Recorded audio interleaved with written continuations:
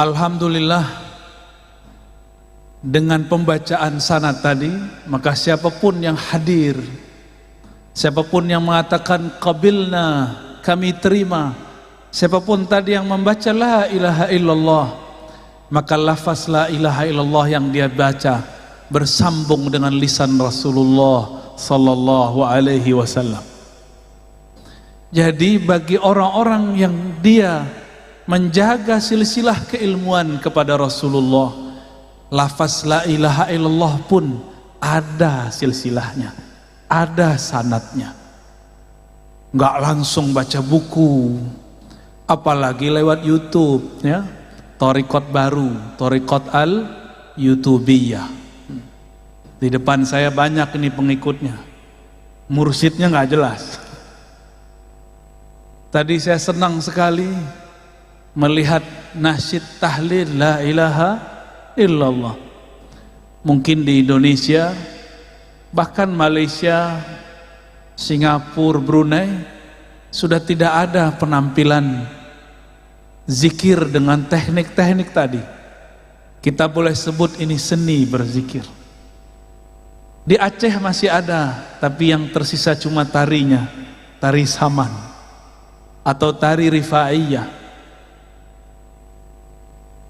Di Palembang masih ada manaqib Syekh Muhammad bin Abdul Karim As-Samman, manaqibnya, tapi zikir dengan teknik yang khusus.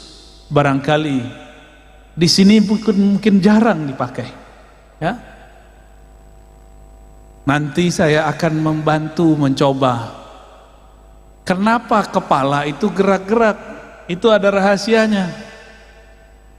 Enggak main gerak-gerak aja itu. Itu ada rahasianya kenapa kepala ke kanan, kepala ke kiri.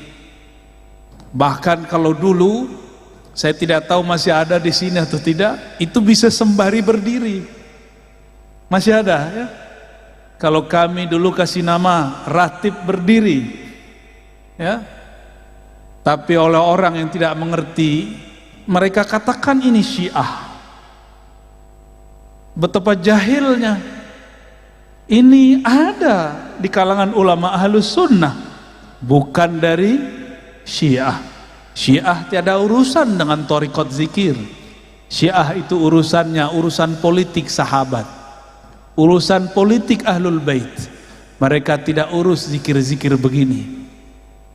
Tapi benar adanya sanad kita daripada Sayyidina Ali karramallahu wajhah. Dulu di masa saya masih belia, masih kecil, umur 12 tahun, saya hadir di majelis zikir Tarekat Samaniyah. Guru saya Abuya Al-Hasan Al-Basri, namanya mirip seperti di sanad, tapi beliau Al-Minangkabawi, sedangkan yang di sanad lain lagi. Abuya Hasan Al-Basri, apa karamahnya? Saya belum ditalkin zikir, tapi sudah fana duluan. Ketika beliau memimpin zikir ba'da salat isya, afdalu dzikri la ilaha illallah. Ketika beliau baca la ilaha illallah pertama, badan saya langsung bergetar. Kolbu ini seperti berguncang. Itulah zalzalah sebelum zalzalah. Gempa di dalam kolbu. Idza dzukirallah wajilat qulubuhum. Disebut nama Allah, kolbunya berguncang. Karena badan saya masih kecil, akal saya masih belia, umur 12 tahun, akhirnya hilang. Tapi terasanya indahnya bukan main. Kapan saya sadar? Ketika semua orang sudah selesai sholat, sudah duduk ke tempatnya masing-masing, saya masih duduk, kepala masih ke bawah, masih mengarah kepada jantung. Rasa itu tidak pernah saya lupakan sampai hari ini. Nikmatnya ketika kalimatullah masuk ke dalam kolbu. Inilah yang diajarkan oleh dulu Datuk Kalampayan, ya, benar bacanya gitu. Syekh Maulana Muhammad Arsyad Al-Banjari. Boleh juga kita sebut beliau Al-Madani karena lama di Madinah. Beliau bertalaqi dulu kepada khalifahnya Syekh Muhammad Abdul Karim Samman yang ada di Madinah, namanya Syekh Abdul Somad Al-Falimbani. Talqin apa yang beliau ajarkan? Talqin la ilaha illallah. Maka tidak salah muqaddimah tadi, sangat luar biasa, yang dipakai oleh kibarul aulia, pembesar-pembesar aulia, itu la ilaha illallah. Yang menjadi makanan para salik, itu la ilaha illallah. Yang menjadi pembuka tabir-tabir hijab dalam diri, itu la ilaha illallah. Tapi kenapa kalau kita baca la ilaha illallah tidak ada efek? Mungkin kita hanya melakukan zahirnya, batinnya belum mengikuti. Maka sebagai pelengkap nanti ada talqin zikir thariqat.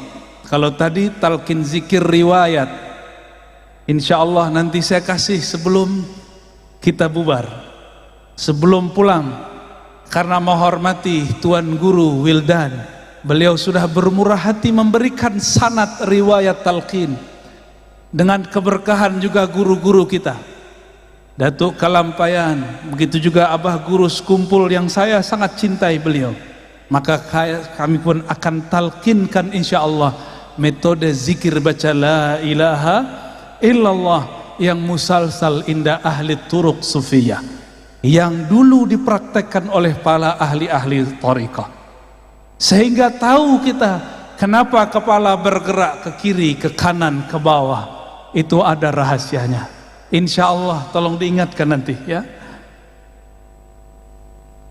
Sebelum sampai ke sana, maka kita ambil dalam surat Muhammad ayat 19, Allah berfirman, fa'lam annahu la ilaha illallah. Kita potong saja sampai di situ ya. Fa'lam, maka ketahuilah. Oleh beberapa ulama diartikan maka ilmuilah, bahwasannya lisya'annya la ilaha illallah, tiada ilah. Apa makna ilah? Ilah itu berarti sesuatu yang dituju, yang dimaksud. Dalam bahasa Melayu lama, maksud itu artinya tujuan. Maka mereka mengatakan tidak ada yang dituju kecuali Allah. Belakangan kata tuju berubah makna, ada yang mengartikan suka dan cinta. Karena memang kata ilah berarti cinta. Yang benar-benar dicintai hanyalah Allah Subhanahu wa ta'ala. Itu secara teorinya. Tapi tenang, nanti kalau talqinnya lebih mudah, teorinya hilang. Ya. Nanti juga sama metodenya. Cuma kalau tadi pejam mata, sekarang ditambah pejam mata, tangannya dinaikkan ke atas. Mengamalkan hadis Imam Al-Hakim, irfa'u aidiyakum, angkat tangan kalian. Nanti tangan ini kita bantu menghantarkan kalimah ke dalam jantung kita insya Allah. Imam Al-Bukhari menerjemahkan ayat ini, apa kata beliau? Al-ilmu qabla al-qawli wal-amal. Berilmu dulu, baru berkata, baru beramal. Kenapa la ilaha illallah kita baca, katanya memberatkan, lebih berat daripada langit dan bumi. Tapi kenapa tidak terasa berat di kolbu? Kata orang berdasarkan ayat tadi, jika disebut nama Allah wajilat qulubuhum, jika disebut nama Allah bergetarlah kolbu. Kenapa tidak bergetar? Karena belum fa'lam, belum kenal. Saya ini heran ngelihat Paman Birin kemana-mana pakai sendal sendal apa namanya tuh? Sendal jepit. Masya Allah. Kalau ziarah, orang nggak ngelihat saya, ngelihat beliau. Kalau orang tidak kenal beliau, dikira siapa nih? Wah, kayaknya tamu nih, tamu biasa. Tapi kalau kenal, hormat. Semua orang hormat. Apabila kita tidak kenal seseorang, cuma kenal namanya, maka tidaklah bergetar jika disebut namanya. Tapi kalau sudah kenal yang disebut namanya, namanya diulang-ulang dalam kolbu, itu akan mengguncangkan isi kolbu.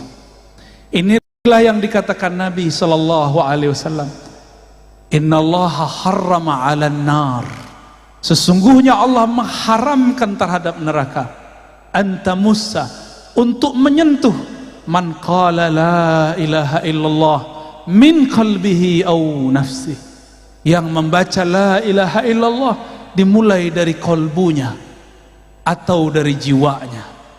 Maka zikir itu tekniknya mesti dari dalam kolbu atau dari dalam jiwa. Maka berdasarkan itu, zikir yang wusul, zikir yang membuat getaran itu cuma dua: zikir nafsiyah, zikir jiwa, zikir minda kata orang-orang jiran. Yang kedua, zikir qalbiyah, zikir kolbu. Mungkin ada yang bertanya, lalu zikir ruh apa? Ruh tidak ada zikir. Ruh itu bukan lagi berzikir. Zikir artinya menyebut. Kenapa kita menyebut? Karena yang disebut belum terasa hadir. Kalau ruh makomnya makom ihsan, maka ia tidak lagi menyebut-nyebut, karena yang disebut sudah hadir. Kalau saya nih belum ketemu Tuan Guru Wildan, saya sebut, oh Guru Wildan, Guru Wildan, Guru Wildan. Tapi kalau sudah ketemu, berani nggak sebut begitu? Berani nggak? Wildan, Wildan. Oh, kurang ajar itu, ya. Berani? Kita karena belum merasakan hadirnya Allah, maka kita sebut Allah, Allah, Allahu, Allah, Allah, Allah hak. Kita zikir begitu karena belum terasa hadir. Kita hadirkan dengan menghujam, itu belajar menyebutnya. Kalau sudah hadir, yang tadi disebut oleh Tuan Guru kita, wahdatus syuhud atau fana'us syuhud, fana dalam memandang, maka zikirnya bukan lagi menyebut, zikirnya adalah memandang. Pilih mana? Jatuh cinta seseorang, sebut-sebut nama dia, atau ketemu dia kita pandang-pandang? Pilih mana? Sebut-sebut atau pandang? Kita suka seseorang, wajahnya indah, wajahnya cantik, wajahnya gagah. Kalau sudah ketemu disebut-sebut nggak? Atau terdiam dalam memandang? Yang mana? Maka zikir orang yang hadir bukan lagi menyebut, zikir orang yang sudah hadir adalah memandang. Lalu mendengar, dua aja, memandang, mendengar, memandang, mendengar. Tapi ternyata di atas itu ada makom lagi. Itulah makomnya Nabi. Apa makomnya Nabi? Fakana qaba qausaini au adna. Jarak antara Nabi dan Allah ibarat dua busur atau lebih dekat dari itu. Kalau sudah dekat bisa ngobrol enggak? Maka inilah makom hiwar ma'allah, berkalam-kalam dengan Allah. Sayyidina Musa itulah makomnya. Nabi Muhammad au adna, lebih dekat daripada itu. Itulah makom Sayyidina Muhammad sallallahu alaihi wasallam. Satu kali Nabi Musa alaihi salam dalam hadis yang sahih berkalam-kalam kepada Allah. Apa kata Sayyidina Musa? Ya Rabb, khussani bidzikrin, tolong istimewakan aku, khususkan aku dengan satu zikir. Barangkali riwayat ini sudah sering kita dengar. Lalu Allah mengatakan, Ya Musa, qul la ilaha illallah. Wahai Musa, cukuplah engkau membaca la ilaha illallah. Apa kata Sayyidina Musa? Ya Rabb, ini zikir dibaca oleh orang awam ataupun khawas. Tolong khususkan aku dengan satu zikir saja. Apa kata Allah? Ya Musa, seandainya kalimah la ilaha illallah itu ditimbang dengan langit dan bumi, maka satu kalimah itu yang ikhlas lebih berat daripada langit dan bumi.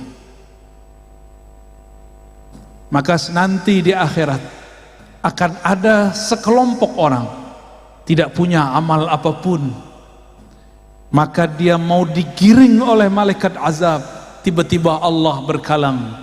Dalam riwayat Imam Tirmizi disebutkan bahwa Allah kemudian mengatakan, wahai malaikatku, bedahlah dadanya, perhatikan denyut jantungnya. Ternyata jantungnya bergetar dulu menyebut la ilaha illallah. Diambillah jantungnya itu, ditimbang dengan semua dosanya. Dalam hadis Imam Tirmizi dikatakan, dosanya sepanjang mata memandang. Tapi ketika ditimbang dengan kalimah la ilaha illallah, apa yang terjadi? Semua dosanya kalah. Yang menang kalimatut thayyibah la ilaha illallah. Jadi ini kalimah bukan main-main. Maka jangan main-main dengan kalimah la ilaha illallah. Ini lebih berat daripada langit dan bumi, lebih berat daripada gunung, lebih berat daripada air yang ada di lautan. Gak ada apa-apanya. Maka Sayyidina Musa kemudian berzikir la ilaha illallah. Dalam riwayat lain, disitulah terjadi dialog panjang antara Nabi Musa dan Jibril. Beliau melihat di ufuk, suatu ujung bumi, banyak sekali umat. Kata Nabi Musa, hai Jibril, itukah umatku? Kata Sayyidina Jibril, betul. Lalu beliau diperjalankan lagi ke negeri yang lain. Maka Sayyidina Musa melihat umat yang lebih banyak daripada umatnya. Kata Sayyidina Musa, hai Jibril, itu umat siapa? Umatku juga? Nabi Musa sudah nggak yakin, karena umatnya banyak dulu ingkar. Kata Nabi, kata Sayyidina Jibril, wahai Musa, itu umat akhir zaman. Kita di akhir zaman bukan? Di akhir zaman. Namun Nabi Musa kepedean. Bril, itu umat saya bukan? Saya enggak yang jadi nabinya. Nabi Musa sama Jibril itu udah kayak orang kenalan, bro panggilnya. Bro Jibril, itu umat saya bukan? Bukan, kata Jibril. Oh, kok bukan saya jadi umatnya? Kata Sayyidina Jibril alaihissalam, itu umat akhir zaman. Kalau gitu saya aja jadi umat akhir zaman. Maka memintalah Sayyidina Musa, ya Allah, jadikan aku nabi umat akhir zaman. Apa kata Allah? La ya Musa, tidak wahai Musa. Nabi akhir zaman itu Muhammad sallallahu alaihi wasallam. Disitulah beliau angkat tangan, ya Rabb, kalau begitu jadikan aku salah satu dari umat akhir zaman, umat corona, ya. Jadi jangan sedih jadi umat corona, nikmati. Inilah dulu yang diminta oleh Sayyidina Musa. Di akhir zaman ini semua bala bencana ada, banjir ada. Ini Banjar lagi panen banjir Pak Gubernur ya. Kita berdoa semoga segala Allah selesaikan ya. nanti diberikan jalan insyaallah. Amin ya rabbal alamin. Siapa yang terkena musibah semoga tetap bersabar. Innallaha ma'ana. Itu Nabi Musa. Dulu pernah doa nggak?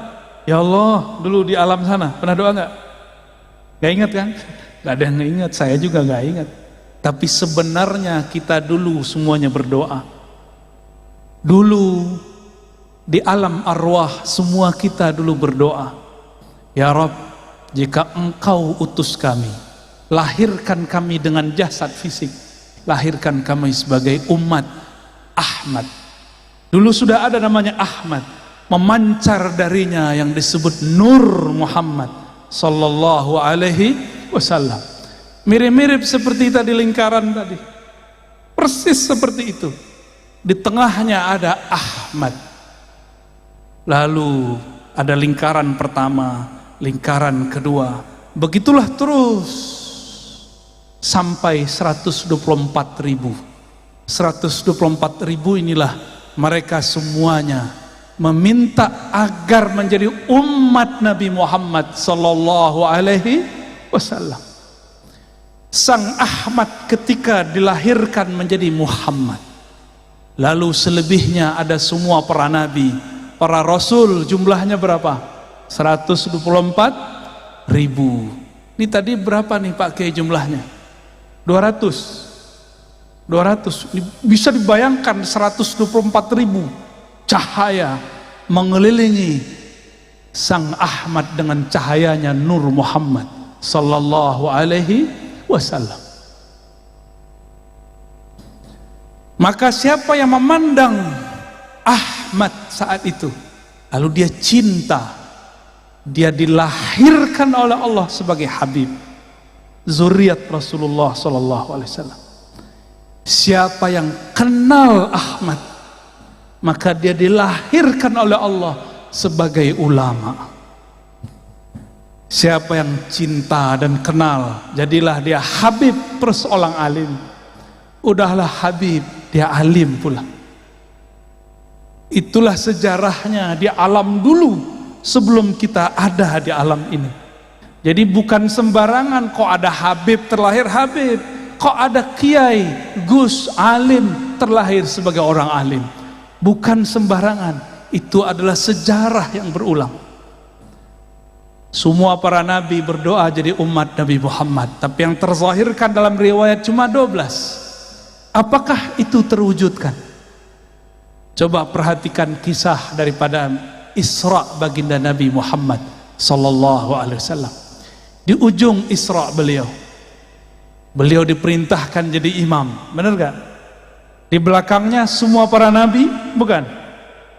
Itulah tanda sah semua para nabi menjadi makmumnya Rasulullah sallallahu alaihi wasallam. Jadi umat Nabi Muhammad sallallahu alaihi wasallam. Tapi meskipun demikian, semua bencana ada di zaman ini, semua maksiat pun ada di umat ini.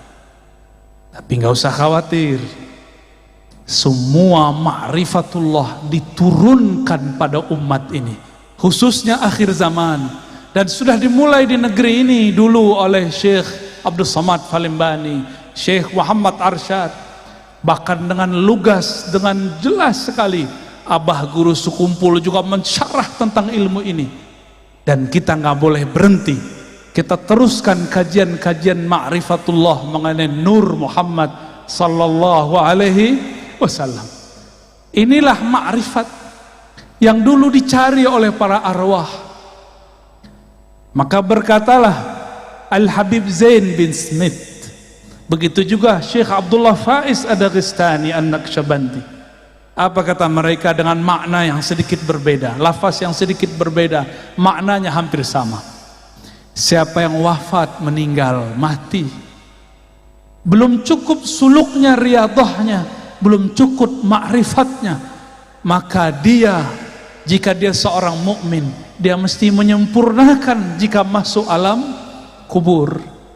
Jadi jangan dikira masuk kubur langsung ketemu Allah. Belum tentu. Orang masuk kubur disidang dulu, man rabbuk. Kecuali seperti tadi saya dijemput oleh timnya Paman Birin, keluar dari pesawat langsung ada yang jemput, nggak perlu lewat-lewat tempat biasa. Itu kalau kenal yang punya, yang mimpin negeri Kalsel, yang menguasai rajanya alam barzakh, yang boleh membantu di padang mahsyar siapa? Baginda Rasulullah sallallahu alaihi wasallam. Maka siapa yang kenal beliau, sering menyapa beliau, sering berselawat kepada beliau, nanti beliau kirim orang-orangnya untuk menjaga kita. Bahkan jika kita ini orang spesial, Rasulullah sendiri yang menyambutnya. Kalau disambut oleh Rasulullah, berani nggak mungkar nakir tanya? Mungkar nakir langsung bilang, siap Pak Wali. Bukan wali kota, waliullah. Gak berani mungkar nakir sentuh. Kenapa? Karena dia kekasih Rasulullah sallallahu alaihi wasallam. Maka yang ditanya di kubur cuma dua, mukmin, munafik. Adapun wali nggak ditanya. Wali ini ada dua, wali Allah, wali setan. Itu nggak ditanya. Pilih mana? Hadirin pilih mana? Wali Allah apa wali setan? Wali Allah lah. Wali itu artinya bukan orang sakti. Wali itu artinya yang cinta kepada Allah. Mungkin gak cinta tanpa kenal. Mana ada orang jatuh cinta tapi gak kenal? Mungkin gak? Gak ada kita cinta seseorang gak kenal.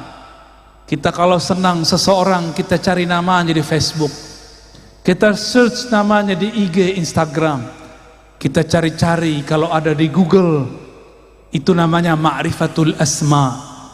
Maka jatuh cinta pertama mencari nama yang dikasihi. Semakin kenal nama, semakin kenal yang punya nama. Maka orang-orang yang kenal Rasulullah pasti dia menyimpan nama-nama Rasulullah sallallahu alaihi wasallam.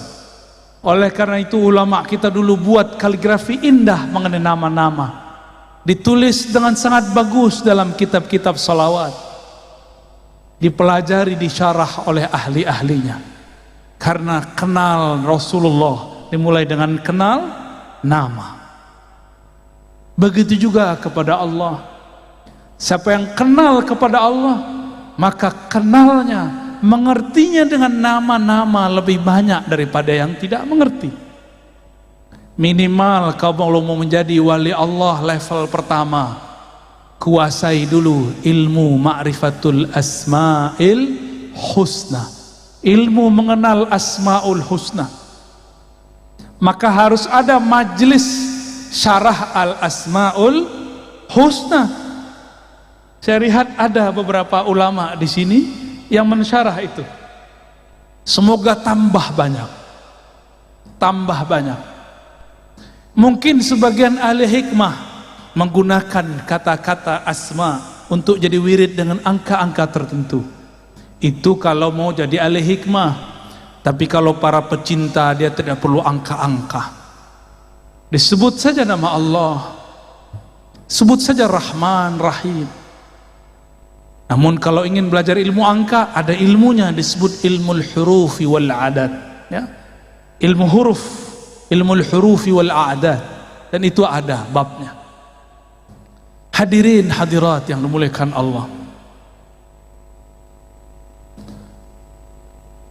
suatu kali dalam riwayat yang tadi dibaca, ada orang datang kepada Rasulullah. Siapa orang itu? Ternyata mantunya sendiri, Sayyidina Ali karramallahu wajhah. Beliau ini sudah membuka jalan untuk kita, karena gelarnya babul ilm, pintu ilmu. maka tiada sesuatu berlian yang ada di dalam kota ilmu kecuali melewati pintu Sayyidina Ali karramallahu wajhah. Maka tiada tariqat sufi di muka bumi kecuali lewat Sayyidina Ali. Hanya satu yang lewat Sayyidina Abu Bakar, itu pun ada jalur Sayyidina Ali-nya, yaitu tariqah an-Naqsyabandiyah. Selebihnya melalui Sayyidina Ali karramallahu wajhah. Begitu juga 4 mazhab. 4 mazhab semua imamnya terhubung sanadnya kepada Sayyidina Ali. Benarlah kata Sayyidina Muhammad sallallahu alaihi wasallam, kullu nasabin inqata'a illa nasabi. Semua nasab terputus kecuali nasabku. Maka lihatlah mukjizat Rasulullah hari ini yang baqa, yang masih langgeng sampai sekarang, hanya nasab Rasulullah. Nasab kita mungkin cuma 6, 7 sampai ke atas, sedangkan nasab zuriat Rasulullah sampai Nabi Adam. Lalu beliau mengatakan, wa kullu sanadin inqata'a ila sanadi. Semua sanad ilmu terputus kecuali yang lewat sanadku. Itulah pentingnya tadi kenapa Tuan Guru kita membacakan sanad. Imam Abu Hanifah pernah berguru kepada Ja'far Shadiq. Apa kata beliau? Laula Ja'far lahalaka Nu'man bin Thabit. Kalau bukanlah karena Ja'far, binasalah Abu Hanifah Nu'man bin Thabit. Jadi beliau ini orang pintar. Pintar secara akal, pintar secara hafalan tidak cukup, harus belajar ilmu kolbu. Itulah ilmu yang diajarkan cucu cicitnya Sayyidina Ali, Ja'far Shadiq. Maka tiada mazhab kecuali lewat Sayyidina Ja'far. Dan ini bukanlah sanadnya Syiah, ini sadat ulama kita Ahlus Sunnah wal Jamaah. Sayyidina Ali buka jalan. Tadi sudah dibacakan oleh Tuan Guru kita. Sayyidina Ali bertanya, wahai Rasulullah, tolong tunjukkan kepadaku jalan terdekat kepada Allah, jangan yang mutar-mutar. Kita baru saja melewati masa, bahkan mungkin masih ada di beberapa pesantren, jika ingin talqin zikir, puasa dulu sekian hari. Ingin dapat dalail khairat, puasa dulu sekian tahun. Itu cara. Tapi Sayyidina Ali mudahkan jalan. Apa kata beliau? Akrab, lebih cepat. Wa ashal, lebih mudah. Wa arfa, dan lebih tinggi. 3 itu. Lebih dekat, lebih mudah, lebih tinggi. Maka kenapa semua thariqah akan hancur kecuali thariqah yang bersumber dari Sayyidina Ali? Karena thariqah beliau mempermudah murid, bukan menyusahkan murid. Maka saya berpesan kepada diri saya sendiri dan semua guru-guru, tuan-tuan mursyid, tuan-tuan khalifah, buka man la yut'ibuka. Guru hakikimu, mursyid hakikimu bukan yang banyak wiridnya, banyak puasanya, bukan. Mursyidmu yang memudahkan jalan bagimu. Kalau sudah mudah, sudah cinta, disuruh zikir 1000 mudah. Tapi kalau belum cinta, disuruh baca 7 kali berat. Disuruh 3 kali tadi, disuruh pejam aja nggak pejam mata. Ya, kan tadi nggak semua pejam mata, masih nanya-nanya apa ini, apa ini, apa ini ya. Kayaknya harus setiap tahun itu Pak Kiai ada ijazah talqin zikir. Ya, biar tambah biasa, tambah biasa.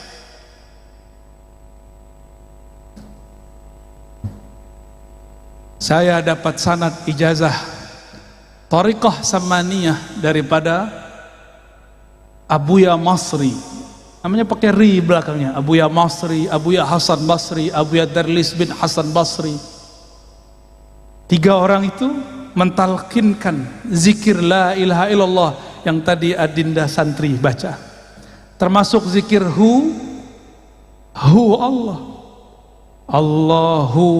Allahu itu ada titiknya. Tadi Bapak Ibu Saudara lihatnya, itu duduk bisa lama begitu. Latihan berapa bulan? Kesemutan nggak tadi? Iya, benar ya, kesemutan. Kalau sudah asik zikrullah, kesemutannya nanti hilang. Yang ada keasikan. Maka barakallahu lakum, ya. Sudah sebut-sebut nama Allah, pasti disebut di sana. Di sana mirip bajunya seperti kalian, cuma mereka berserban semua. Ada yang membaca Allah, Allah, begitu di sana. Saya tidak boleh sebut di langit berapa, ya. Nanti jadi fitnah. Nanti jadi dongeng kata orang sebelah, kata orang Khawarij. Masa kita zikir begini disebut Syiah? Ya salam. Gak bisa dia membedakan antara Ahlus Sunnah dengan Syiah.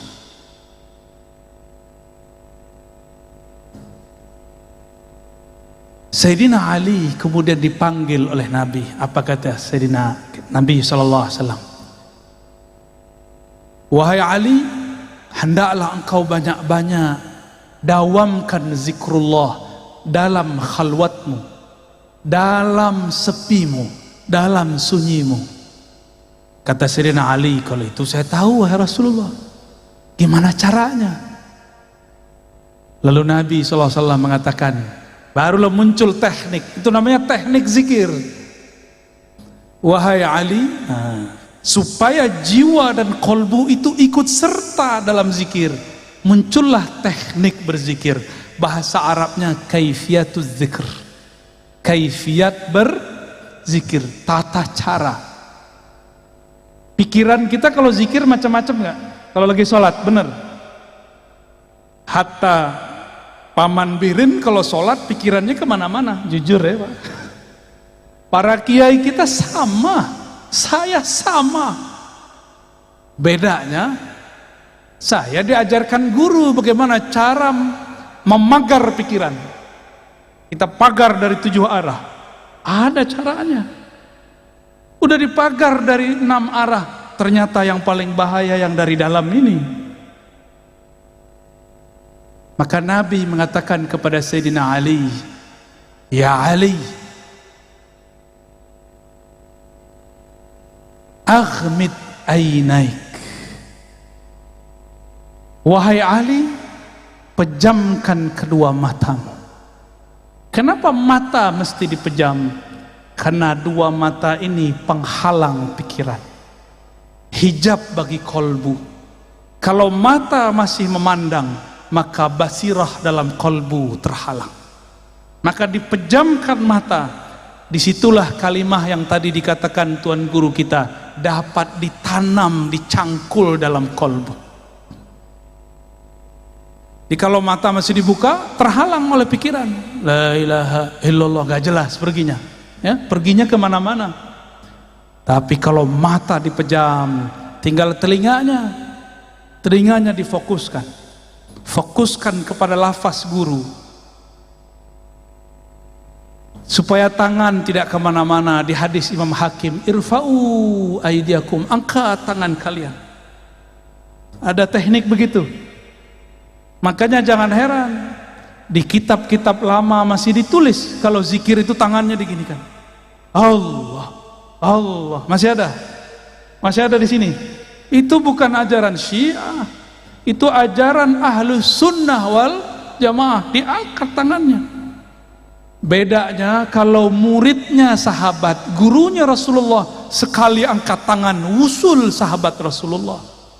Kita ada berkali-kali angkat, nggak usul-usul juga.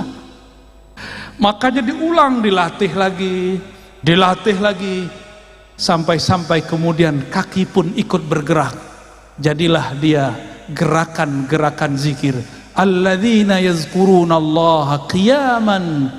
Orang-orang yang berzikir tidak hanya lagi duduk, tapi juga sedang berdiri. Itu dalilnya bahwa boleh berzikir sembari berdiri.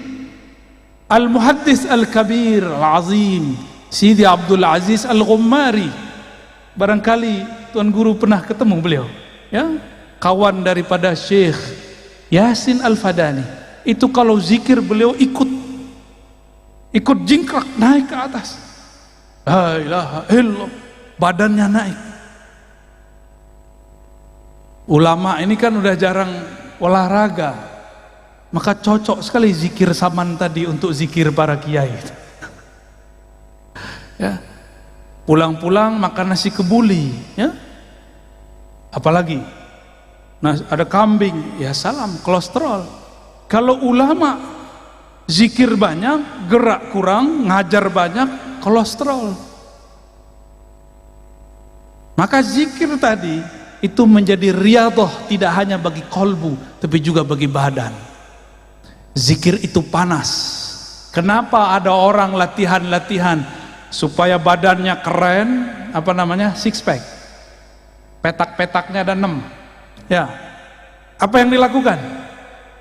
Latihan berulang-ulang mengangkat berat. Benar? Sama jika kolbu mau dibuat six pack, jika kolbu mau dibuat kuat, maka lafaz kalimah la ilaha illallah yang beratnya lebih berat dari langit dan bumi harus berulang-ulang dihunjamkan, dipukulkan, dihentakkan ke dalam kolbu. Barulah kolbu itu nanti menjadi lansing, maka dia bergerak sangat lincah, cepat tanggapnya. Betapa naifnya manusia untuk mencari uang. Dia berangkat pagi pulang malam, berangkat pagi pulang senja, berangkat pagi pulang petang.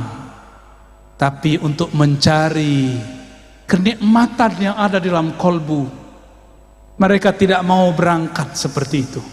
Tapi saya lihat yang hadir malam ini dari berbagai negeri. Semoga termasuk orang yang ingin kolbunya six pack, ya. Amin.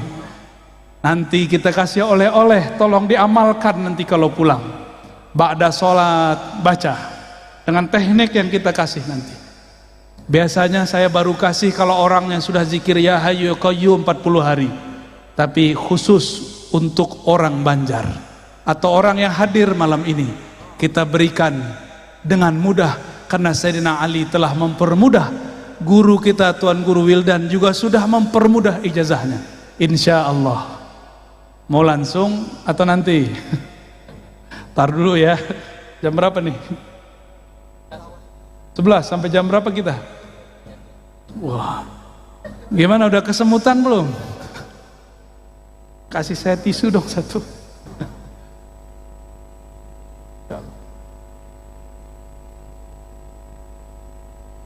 Oke.